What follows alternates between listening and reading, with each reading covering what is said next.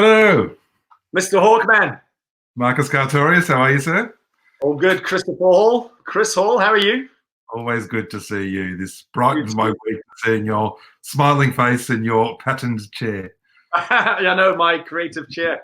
What's cooking, mate? What are we doing? So here we are, the Tuesday live structured session out of the pajama Tuesday room. structure. There's so much more pressure with structure than there is with banter. There's an expectation. So, Let's now look, let's as be we honest. Our structure is not like microscopic detail, so we're clear. We just have a nice vessel, just for the sake of viewership. Cool. Over to you, Chris. What's Okay, cooking? so as we brought up on Sunday night session, I was kind of touching on the point that getting a lot of businesses now starting to ask a lot of questions, using this downtime to reconsider strategy and explore new ideas. And consistently, there's been this big question that's coming from everyone in regards to what software should I be using, and how do I go about sort of building a tech stack and going digital, and that whole piece of what that means. And it's an interesting one because it's obviously very detailed, and for us to cover this in any kind of depth, I think we're going to need to do more than this sort of single discussion. Yeah. So I think the plan is for us to maybe do this over a couple of different episodes. But I thought it was really worth us having a chat and looking through the various options available and how people can go about doing that. And as a starting point to that, and really to begin and kick off the conversation, I think the biggest one right now is going from the step of almost on that think big, start small formula of where do I begin? I've got an idea. How do I start capturing this down and doing that? And I was chatting with you, Mark, and talking about that, that beautiful creative process. What makes it unique is that everyone has a different approach to it. But I think the one thing that we agree upon is that at some point you've got to start taking what's here and putting it down somewhere and actually, getting that into some sort of narrative. So I'm curious on your side how you go about that process, because you're in creation mode more often than not. Yeah, well, and you know what's funny is you've picked up on this with me sometimes as well. I'm a little more old school because I actually still do write a lot, right? So I'll talk to this two ways. One, creative projects like my books and the likes. I actually do type and write on those, but I scribble notes in between. Mm-hmm. But for major projects, I do generally tend to capture those ideas more on documents and some software and technology, which I'll come to in a moment. The starting point, though, is I think, you've got an idea. You've got to understand there's a difference between creativity, innovation, and disruption. And, not everybody's racing to be the next big thing because they want to be the Zuckerberg and they've got this ambition. And we've got to accept and understand that not all creativity leads to disruption. And not all innovation is disruption. But everything creative is of value. And everything of creative is a part of the path to find something innovative and disruptive. But don't confuse the two, right? And that means you've got to get really honest with yourself of the ideas you're going to have. And you know this well, right? Entrepreneurs have a shitload of ideas. They got a stack of ideas. The longest journey often is the journey from the head to the heart, to be real with oneself, with what do I really need to work on here, and then filter those ideas down, right? I actually just did a recent session as well with the Macquarie Uni, and the professor there had asked me to do a session with a cohort on exactly this. And we focused the session on what we call the discovery. And that is, you've got this idea, but you got to really, are you on the money with your idea?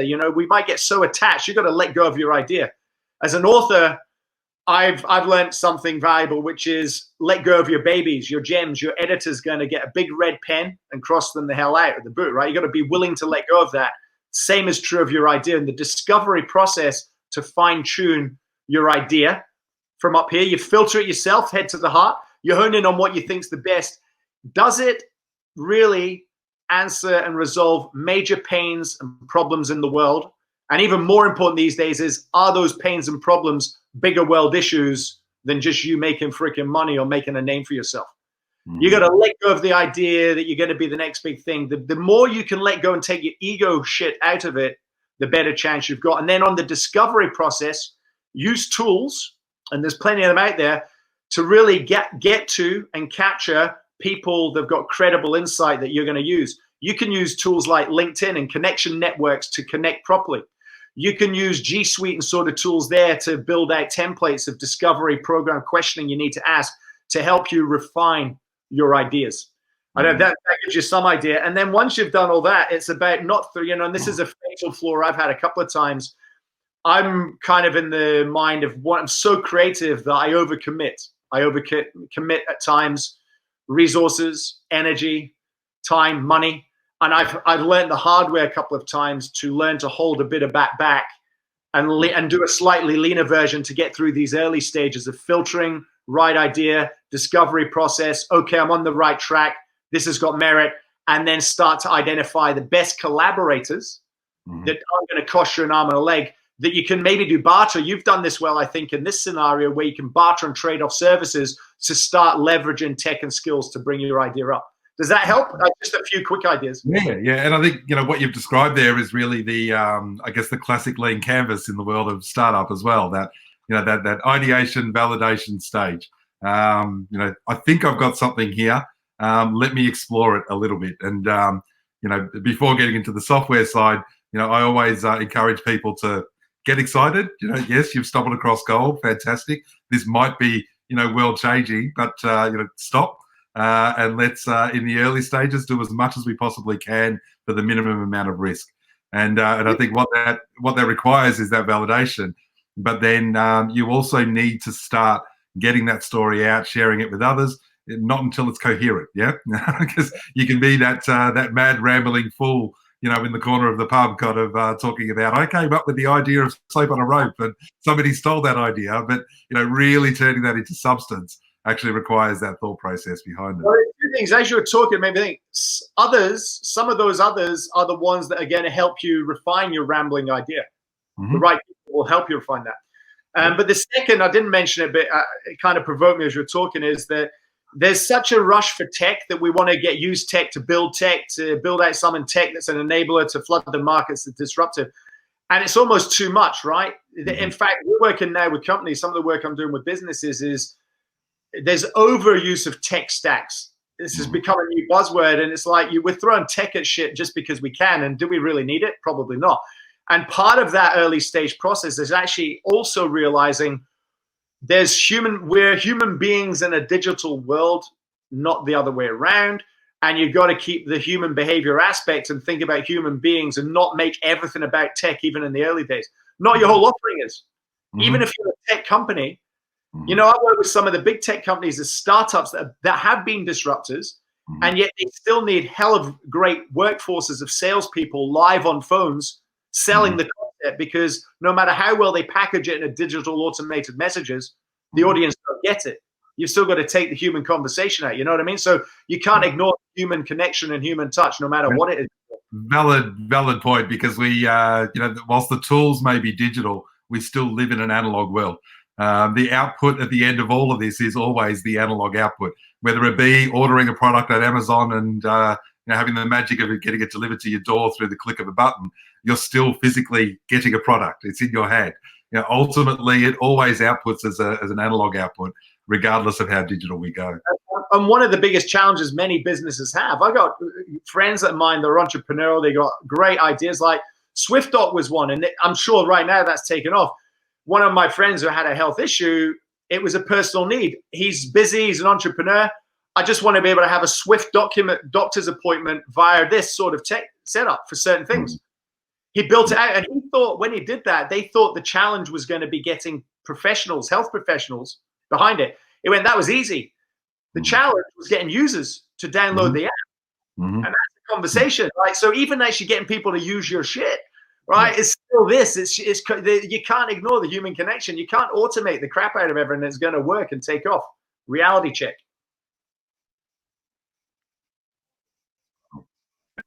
So I think, so touching on an idea and really keen, I guess, just to explore that early stage. So I'm curious, I'll maybe share with you what I sort of use when I'm going through that process. And I know we've had this debate before as well, because you mentioned G Suite before, and they've got a lot of great tools inside of that. But of late, I think the saving grace for me has been an app called Notion. And in the past, I've used Trello. which is more that sort of Kanban style of boards and ideas. And I'm old school as well. I don't still write with a pen and a quiver like you do, but I've got my whiteboards, and that's what I use for my unpacking. At the end of the day, is I physically get this stuff out on whiteboards, and I still like that method. But Trello for me was just a digital extension of that. That Kanban format of having boards and being able to collect ideas in those boards meant that I could shift things around and move them through when I didn't have the whiteboards in front of me. So it ticked the initial box. And then I kind of moved into Evernote, which was the idea of, well, as I'm going around and I've got ideas, or I see an interesting website or an article and I want to capture that somewhere, Evernote allowed me that ability to be able to do that, save it, and put it into the cloud so I could access that across multiple devices. So Evernote and Trello really, I guess, filled that initial, let me just start getting this stuff down so I can put it in some sort of order later on. And ultimately now moving into Notion. Notion is that single, I guess, workplace that you can set up that does all of that, that manages all of your to-do side. It manages all of your workflow. You can set up collaboration. You can do, capture notes, manage links, and then extend it into that project management side as well. Even creating the early stages of a wiki and a knowledge base can be done inside of something like Notion, which kind of carries you that extra step away. But nice. You mentioned earlier you're a G Suite fan, yeah? I do. I use quite a bit on G Suite. I've managed to do certain things on G Suite in the early days, but they work really well, and so I've not changed them. So an example of that, I'll give you one example, was, and it wasn't me that built it. I got somebody whose specialization is that. But we've managed to build an automated coaching documentation process that I can bespoke for my clients. So I'll go and train in how to coach, because that's the skill, how to coach. But then you've got the documentation of coaching, capturing those outputs, capturing data, which you can then use for skill gap analysis and all the rest of it. So we've built an automated coaching data capture through G Suite documentation that works beautifully. And it's a bespoke version every time. We've got the basic, I've got my general kind of white label structure I use for my stuff internally. But then I just get Sam when I want to get a version. I can just phone Sam, hey, we've got another project, because he's got to go and manipulate the whatever he plays with, all the algorithms and shit that sits on there. But it works beautiful. You sound like my dad, yeah. All those algorithms, yeah. But he builds in all the pivots and filters. So I can, as a manager or a coach, I can complete the coaching capture on there. I can send it, which captures a local version for me. I can send it to the coachee, so they've got now a version they keep. But all the data and input is captured in a data capture spreadsheet, which I can access and share with the right people and pull those reports and pivot down. It's sad. I know many people are going, yeah, it's basic. You know what, though? For some businesses, that's all they need.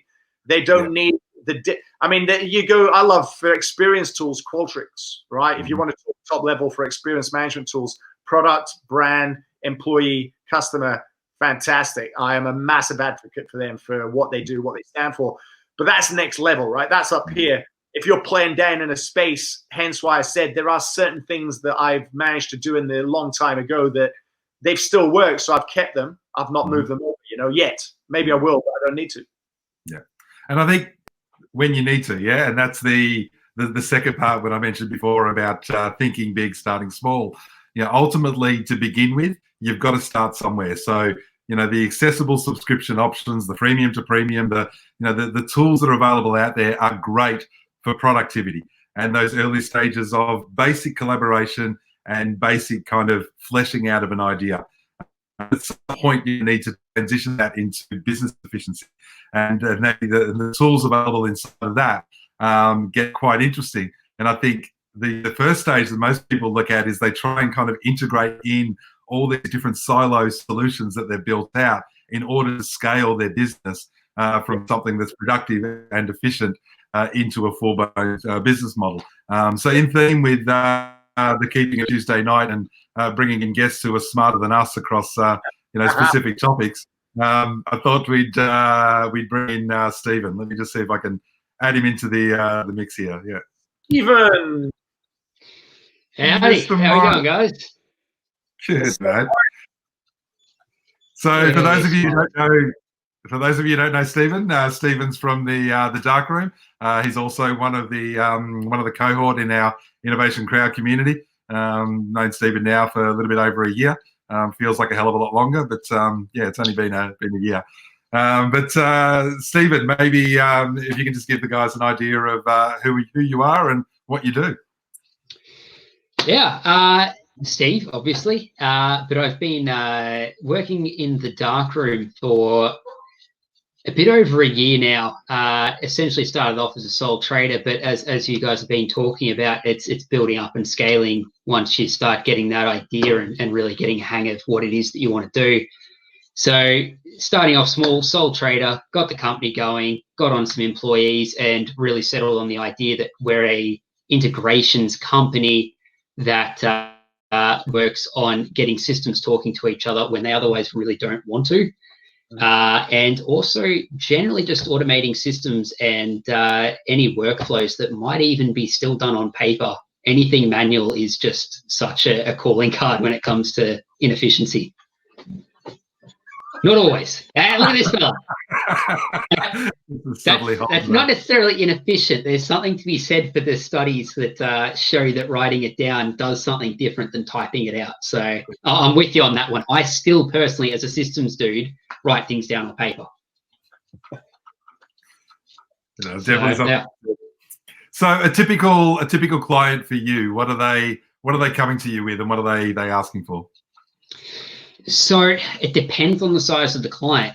A smaller client, someone like a micro business, small business, or even someone looking to get into business, they're typically asking questions like, what tools do you recommend for doing this?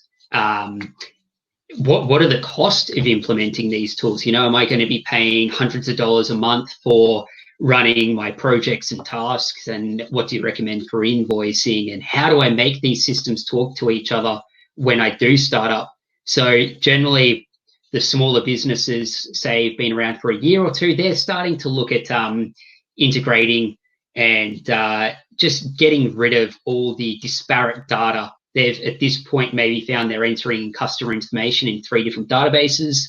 They're maybe finding that notifications are not being sent out to clients and all sorts of other bits and pieces.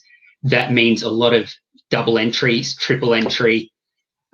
So that's the smaller businesses, and the large businesses are generally looking at things like, we've got this process that takes us a couple of days a week to complete. It's done predominantly through paper. We've got to notify managers, you know, people are out on site in a field or something, completing work.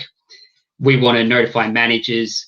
We want to track records and any issues that have come up, and have that all done without having to have users come in and do that, or supervisors do it themselves. So the bigger companies are a bit different again. They're not questioning what system to use so much as, how do I get this doing what I want? Better. How do we get doing better? So I've got a question on that, Steve. So since this all started, I know we've spoken, because obviously we're in the network, and you know, we're all doing it tough, but then you're finding that momentum's picking up. What are you finding are the specific processes that your customers are needing to fix, whether they be small business or big, or what are those specific essential technology talking bits that they're finding right now they need to focus on? It's quite different among the different companies, actually. I think what we're finding is that companies are not necessarily getting as much paid work at the moment. So there's not as much, there's a whole bunch of people out there who used to have client-facing things that are just not getting that work at the moment in as much volume. And what we're typically finding with the larger businesses is that they have some money left over in a budget where they've said, this is something we've wanted to fix for a while. We haven't been able to prioritize it because we've got people out there working in the system daily. And even for large companies, we're talking weekend work, we're talking night work sometimes. So it's not easy to necessarily perform an update. So that's no longer necessarily a roadblock. Yeah. So it's not the actual work itself. There hasn't been a massive correlation among the different companies in what they're looking to do, but the story has been largely the same. We've got time now to go and really do the things we've wanted to do for a while. It sounds like they're getting to the glitches and the annoying things they knew weren't quite working that didn't cripple their business. The pain wasn't big enough. the pain wasn't big enough, or nobody had helped them realize how much it was really costing them in terms of dollars, percentages, numbers, or time. And so they just let it sit there. Now they're getting those things that they knew was there. You know, I don't know about you, Chris, but I can, as you're describing, I can see it because I've done the same thing, right? Myself, I'll be on SME scale for that. I've been doing that, like streamlining tech. Do I need all these back-end emails? Can I streamline it so I'm working from 3 things talking, not 5? I've been doing the same. So what you're describing, Steve, sounds like great time to fix the glitch. Pretty much. Yeah, whether it's a buggy system or whether it's something more along the lines of some process that is just overly problematic. One of the big ones has been people are short of cash at the moment. And it doesn't matter how big a company you are. Like, people are experiencing some, like, it's more dependent on industry than size. But what we're finding is a lot of companies are now scrapping for that last bit of cash. You know, how can we cut costs? How can we find those dollars that we might have otherwise been missing due to poor data?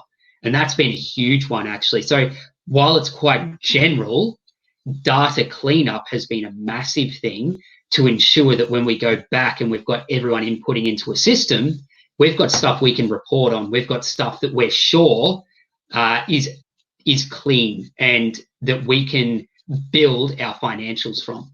It's clean, that is purposeful, that can be used effectively, but also that is demonstrative of ROI and measurable for impact now as well.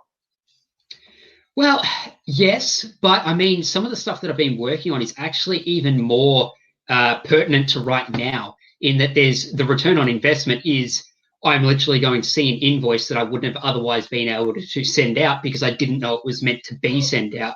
On large scale businesses, we're talking, you know, thousands of invoices being sent a month to hundreds of different companies.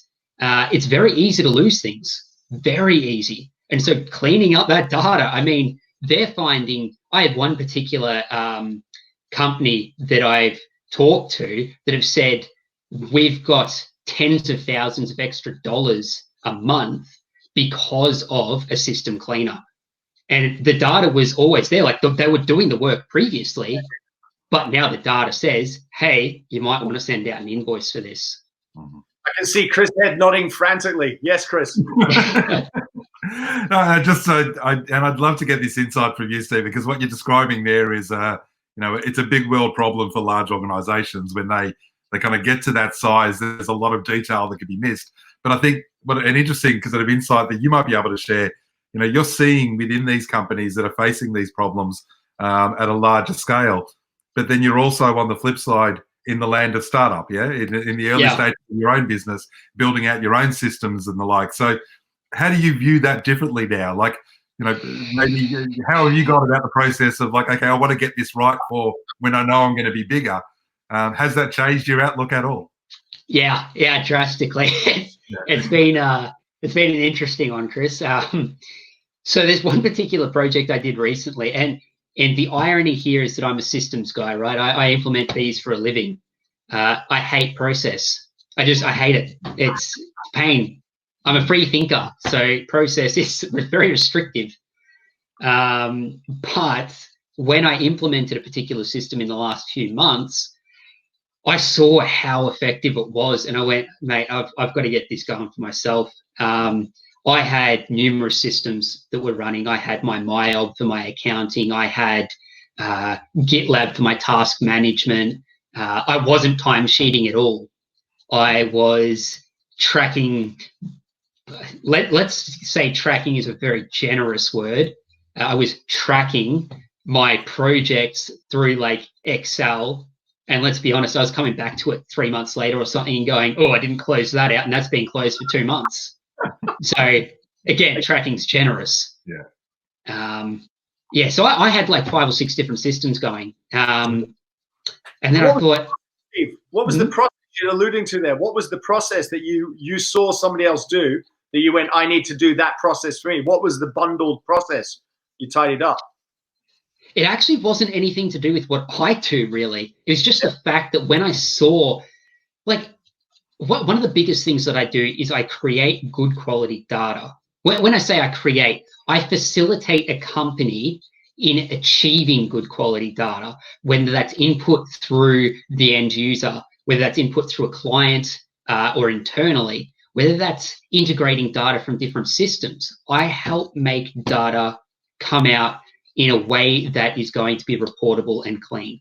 And when I saw, this was my most effective project, and when I saw how clean it came out and how much value there was to be had from it, regardless of whether it was the sort of data I was going to be using, I couldn't really consciously say it's okay what I'm doing at the moment. So I've been in business a year and a half or something at this point, but it took a bit of a slap in the face for me to say it was a nice slap, right? I slapped myself technically, but it was one of those things where it made sense to make the move. I've seen how it results, and within the 2 months it's not even 2 months, it's 3 weeks, sorry, that I've implemented even timesheeting and cost control on that timesheeting, and it's been phenomenal. Like, I have such good oversight over what I'm doing. Nice. Stephen, can I maybe ask for one more insight? Just I'm kind of curious because obviously, again, you live in this world of bespoke solutions and kind of designing specifically based on a need. The great part about being alive at the moment and working within the world of startups is everything is so accessible. I mentioned before about these free software tools that just make what stuff we were doing 10 years ago so much more effective and easy. Knowing that at some point you need to expand upon that and use something that is a little bit more bespoke. If you're advising early stage business, startups, small business, etc., should they embrace the idea of free software or subscription-based software in the early stages, or how quickly should they be thinking about those bespoke solutions? Yeah, you build it from the ground up. It's a good question. Yeah. Hey, do you build it from the ground up? No, not initially. Steer the hell clear of it. I mean, a business is hard enough to control and maintain costs when you've got a bit of a runway and you're actually already operating. But when you're starting out, I mean, capital it's thin and you don't necessarily know where the next paycheck's coming from. So building out a system, first of all, it's expensive. Second, you don't know what you want. So you build a system, you go into business. I didn't know what my business was going to be doing for the first year properly. Like, I didn't have an identity. So how can I build a system for that company? I don't know what I'm doing. Mm-hmm. So I would say absolutely embrace these free tools. What I would say is embrace them with some wariness. You don't want to go in there and accept everything just because it's there. You'll waste your time. So, for instance, I work closely with a few clients. Whether this is a good way of doing business or not isn't the question. It's more to the point that in my current way of doing things, social media tools to me would be a way of reaching out to people that I don't necessarily want to be reaching out to at this point because it's not my business. Mm-hmm. If you're doing a real estate company or you're doing finance and your business is in small projects for a lot of people, then absolutely some marketing tools are going to be fantastic for you. Similarly, if you're not doing large-scale projects, don't look for project management software, even if it's free. It makes no sense. When it comes to moving out of that, though, to answer the second part of your question, it's a really difficult question, but I think it takes a few things, and that is, first, know your business. What is it that you're actually delivering, and what are your main processes? If your main second point would be, what are your main pain points within your processes? So if you're finding that you're unable to track your costs, then you want timesheets. You want hourly rates and wages and expenses for any equipment you have, bills, etc. You want to be able to track that. If you're finding customer communication a problem, try and automate some notifications if you're not getting retention and things like that. Like, keep engaged with your clients.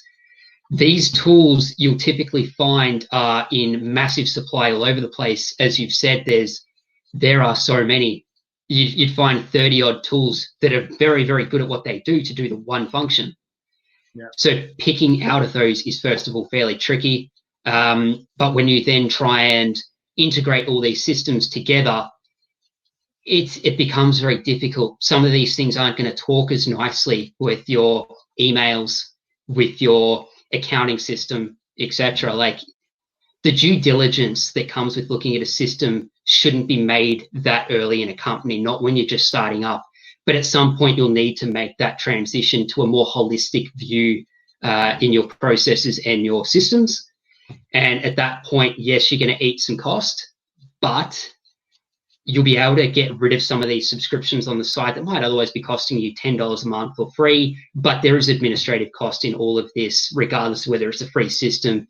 You've got to get people fired up on it. You've got to keep the data clean. There's always a cost, even if it's free. I'll just jump in there for a sec, Chris, because there was a couple of things that you said, Steve, and that is, I want to hammer home, right? You just really reiterated a couple of points that we open with, which is people rush to create this tech stack and use tech. And you just said, I was scribbling notes you might have saw, which is just because it's there and it's free and you can use it, it doesn't mean you should. That's exactly the point, right? You don't need every piece of technology. No. And I don't want to get stuck in this as a deep dive, but you talk about Bespoke because you're talking, I've custom built my own learning management system from the ground up. It is completely bespoke. And I want to add, and so this is somebody who's done it, but I really want to reiterate something you said. I had this conversation with somebody recently who'd asked me about that space. Understand that I did that after being in my field for close to 2 decades. I didn't do it because I started. I built out program. I've got such a good handle on my business. I mean, I've been in, this is now 2 years old, but we're talking in my field for 16, 18 years. I didn't custom build it in year 1. And that's something as well that I really want to hammer home, where, because it's all the things you said. Even when you do, I've got a very good idea of my business. I've got a very good idea of what it needs to be. I know exactly what an LMS needs to be. I've implemented global LMSs. And yet, even then, you still discover a lot on the journey, and it takes longer than you thought, load more money than you thought, and more fucking headaches than you can possibly fathom. And the pain becomes, it was worth it because I wanted ownership of that with my brand. But that's a decision made after almost 2 decades in my field. I've earned that. No, it's not year dot. And I really want to hit home. I think the way you position that was on the money. Like, don't rush to Bespoke just because you can, because there are some great tools out there, and don't rush to build this broad tech stack when you don't need it. I thought those are 2 fantastic points. I agree with, quite, like, personally, I've seen that as well. Chris? Yeah. Stephen, we're going to have to get you back for a conversation when we start digging in on the digital strategy piece. And I wouldn't mind getting a few people on that, and maybe for you to share some insights. But in theme with what we do with everyone who drops in on the chat, we ask everyone to bring a drink. What are you bringing to the table tonight? Yeah? I've got my 2013 Milo Nestle. 7-year-old Milo. It's a good year, mate. It's the best year. Chris, you know you've got Scotch because you're the Scotch man. Now, I just want to qualify and clarify for listeners as well. When we first flagged this, what happened was Chris phoned me when we talked months ago. He said, "You're Scottish. You must like whiskey." I said, "Actually, I don't." He goes, "Oh, I'm thinking we can have guests bring whiskey." I'm like, "Fuck, I'm up for it." But in the time that's lapsed, because this is like 8 months ago, I'm not drinking. I've given up drinking. So, but Chris, though, is holding the tradition of whiskey, different whiskey each week.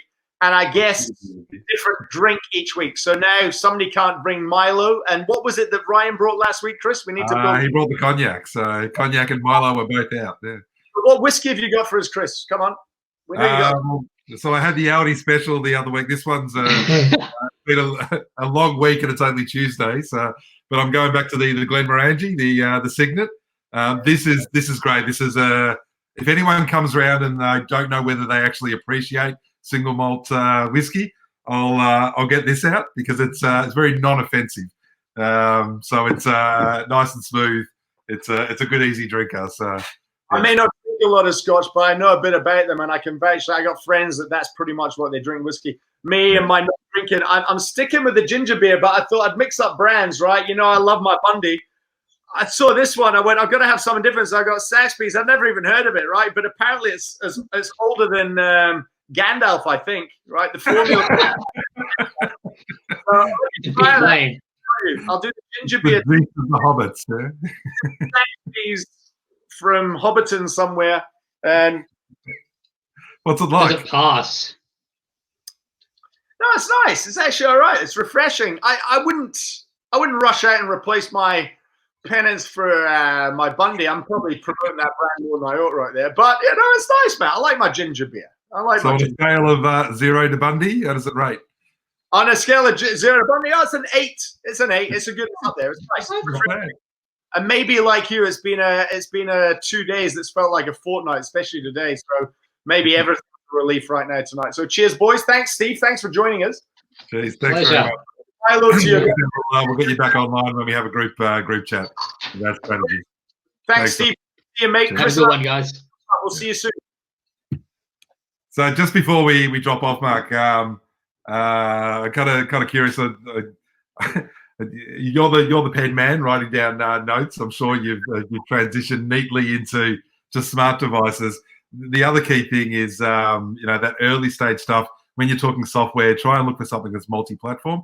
The great part now is a lot of these subscription-based software has apps available for the phone. So I'm just going to ask a quick question before we finish up, and I'll share with you first. But apps-wise, on the phone, I mentioned Notion before, and Notion actually carries into a full iOS sort of mobile optimized web view, very easy for capturing. The other tool that I found, I'm going to check it out. I had not heard of that, so I'm writing it down. I'm going to check it out. well worth checking out, yeah. But the other one that I've been using as well is Otter.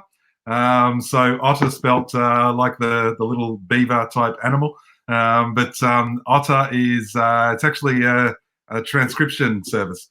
So you can use it for, say you're in a meeting, you just start recording. It'll actually transcribe. It'll recognize different voices and identify those in a say meeting minutes. But even as you're capturing ideas, it turns everything into text, and then straight from that text output, you can put that straight into Notion. So you can capture your ideas very quickly on the fly, just using something like Otter, and then the free subscription with Notion. Nice. I'll share with you, like my phone, like I have not got many apps. That's pretty much all my apps. I've got a handful that I use, and my go-tos. You saying about notes? My notes. When people see me on my phone, I've had people go, you pay attention. I write notes on my phone. I'm listening. My notes is hundreds of them, hundreds. So I use Notes, my G Suite, Zoom, and my Academy. Those are kind of my apps that if I was opening what ones are kind of daily that I do stuff in. Pretty much that's it for me. And where are you capturing your notes? On Notes. So on the iPhone, Notes, yellow notes. Yeah. It's like that's my on-the-go idea, creative idea. I like scribbling. I've got that down. And I'm not just like, if I open up my notes, I've literally got hundreds. Like you scroll my notes, other people's phones are blank. Yeah. My notes, my photos is empty. My games is none. But my notes is literally like, I don't know if you can see that scrolling, but it's just hundreds of them. Hundreds. I'm scribbling all the time on there. Notion is going to change your life, Mark. Yeah, you're going to love it. You're going to love it. Yeah. I'm going to check it out. Thanks for that tip, Chris. Done. So yeah, look, and obviously, there's a whole bunch of different areas that I wouldn't mind addressing in some later chats. You even touched on it when you were talking about your LMS. There's a storage element at some point, not only storing data but storing files. And again, you can do some of that within G Suite, and you can do nice little solutions. But there's people ask the question: should I go Dropbox? How do I send big files? How do I share big files? This is a whole minefield of again, of different tools, and there's no one tool, one size fits all. So whilst there'll definitely be recommendations, and we can share what we use for that, at the end of the day, you've really got to sort of look at, and you addressed it before with Stephen, bringing it back to what you're trying to achieve, and allowing enough flexibility in that strategy to know that you're going to need to grow with that software, as opposed to something that meets your needs today. Yeah. Just meets your needs. Otherwise, it's Band-Aid fixes that become burdensome later. I've done that as well. Anyway, that's a good. So, mate, thanks for that. That's awesome. A couple of great insights. I know we are definitely going to do some more tech ones. We've kind of already flagged there's different ways we can address that because it's such a meaty field. In the meantime, I look forward. I guess our next session is going to be next Sunday, Pajama Raw. Pajama party, yeah, done. Party where that's more the basic, what's been happening in Suite. We plant some ideas, and it kind of helps us get more polished for the Tuesday. Last words of wisdom, Chris, and I'll let you wrap up this week. I'll hand back to you to wrap up. Last words of wisdom from Chris Hawkman. I was just going to say, given P.S. Can't wait to see the Hawkman video reel you promised. I see now you've put extra pressure on my workload. Yeah, hang on, let me just add that into Notion. Yeah, so I think of what both of us have said and agreed upon. The last 48 hours, the first 2 days of this week, has already been absolute chaos for both of us independently. So I think, so Sunday's Badger session, I think we'll probably be sharing maybe some of the other war words from the week. So I kind of look forward to that as a venting session. You'll be my, think of me as Chris lying on the couch for an hour while I share all my stories, and you can analyse what they all mean. Yeah. Fantastic. Thanks, Mark. I'm going to leave you off. I'll talk to you on Sunday. Cheers, Stephen, if you're still there. I am. You sort of had me coughing into my Milo, but cheers. Hey, just quickly before we go, I need to know your Milo technique. Is it milk before Milo or Milo then milk?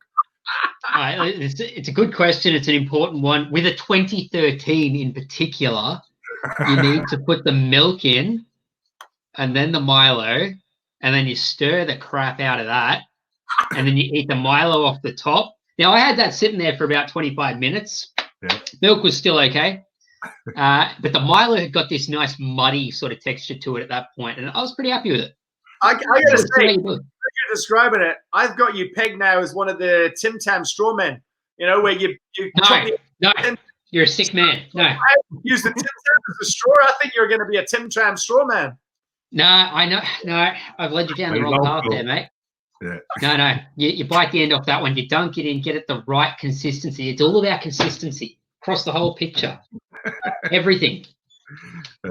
More than just Milo. That's a lesson for life. I love it. Yeah. Oh, mate. Cheers, guys. I'm going to leave you all off. We'll talk soon. Have a great week. Cheers.